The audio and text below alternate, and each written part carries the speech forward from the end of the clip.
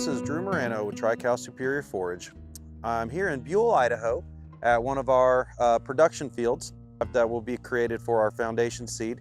And the purpose of the video today is I was wanting to kind of walk through our process with our parent seed and just kind of familiarize everybody with how we go about things and kind of give a little more transparency to how it's all done with breeder seed that is going into foundation.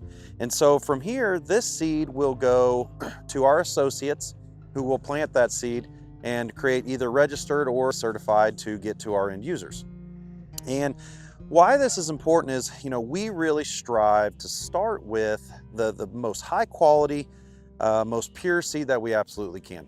And the work that we do here in Buell, Idaho, and a couple other places around the country is just very important, for TriCal as a whole and our associates to just make sure that the end users are getting the highest quality product that we can give them at every year in and year out. So we work with a grower down here named Rick Pearson, and he's been great. We've been working with him for the last 6 or 7 years, and he really cares about this program. He really helps us keep everything very clean. We do a great job setting the boundaries, making sure there's no cross-contamination with varieties. We follow all state laws, state seed laws, with making sure our boundaries are set, making sure our rotations are in the right order. We work very hard on making sure things are harvested in the correct order, going through the cleaning line. All right, so here we are at harvest. As you can see, the grain is dried down. It's ready to be cut. I'm not sure if you can see in the distance. We have a combine cutting right now, one of our other varieties here, and just showing you how everything has progressed along. As you can see, the grain here is about up to my chest. We use Palisade on this, so we try to keep it as short as we can. All in all, we're pretty happy with the grain. Looks really good. So far, everything's been yielding really well. And so after we get done with the harvest, then we move it over to the cleaner. All right, so you just got to see the growing crop in the field. Now the harvest is done. The grain is in the truck, and what we do is we bring those trucks here to the Andersons in Buell, Idaho.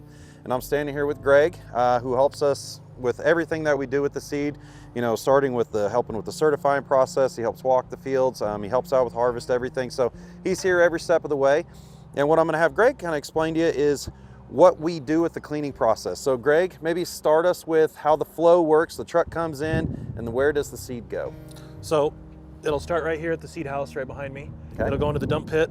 From there it goes up the leg into the cleaner, which will go into the scalp. It'll first scalp it, and then it goes through a sifter.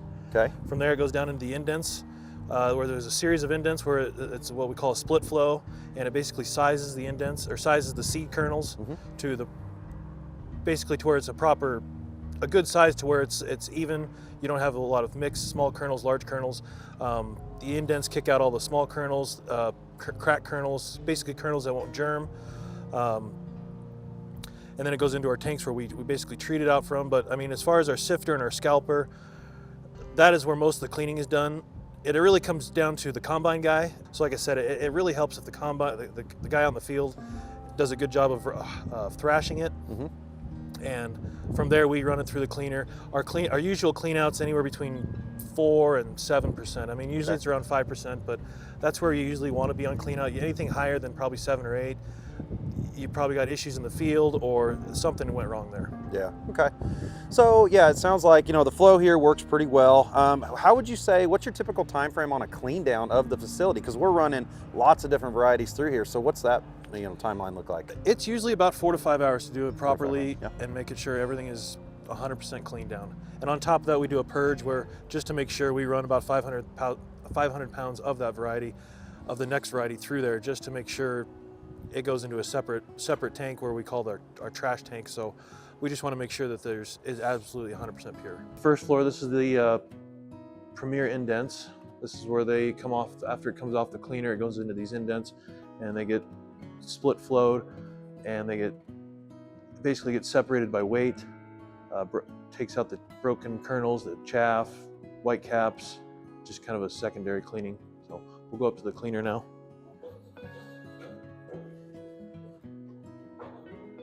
So this is a Q-Sage precision cleaner. It has a split flow of where it scalps it at first and then goes through another level of sifting Basically, this is to more or less size this, for sizing the kernels and the seed. This is, and then from there it goes dumps into the indents to where it is basically separated again by weight. And if you can see in here, this is kind of where it just got done cleaning some barley. Actually, there's still some barley left in it, but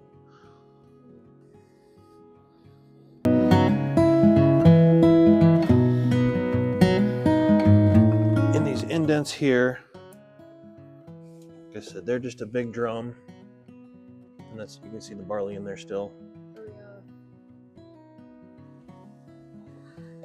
And it just tosses it around and throws it into this auger, and basically kicks out all the stuff that we don't need, that's not going to germinate, or white caps, or like I said, that's just not needed for seed. So that's about it. From there, it dumps down into the basement and goes up the leg and into the tanks.